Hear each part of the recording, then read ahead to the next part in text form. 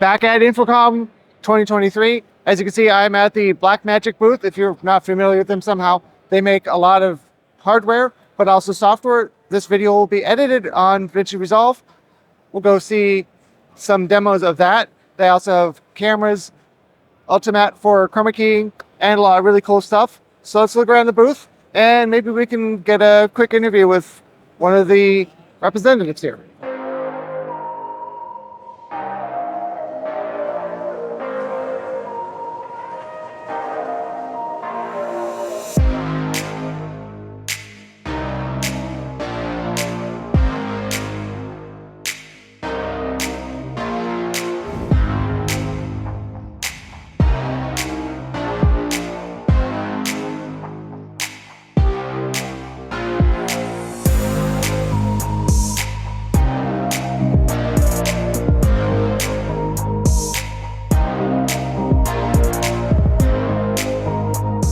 All right, so we are here to talk about DaVinci Resolve.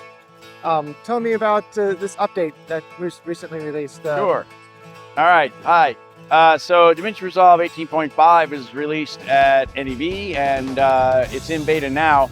Has some really cool new features. So we are able to now do audio to text. So you can actually highlight the audio, and it turns it into text. So you can turn it into either subtitles or extract all the text and into a Word doc, whatever you're looking to do. And we have the ability to do it in multiple languages now.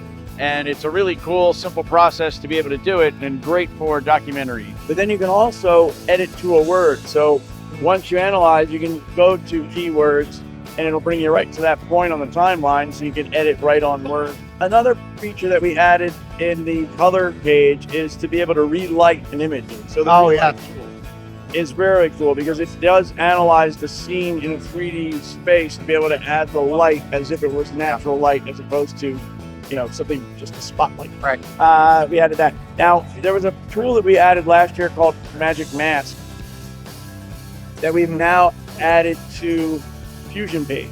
Nice. So it's an example of us moving tools around in different pages because people work differently. Some people are edit centric, some are color centric. So we've added those. So that was a really cool thing to add.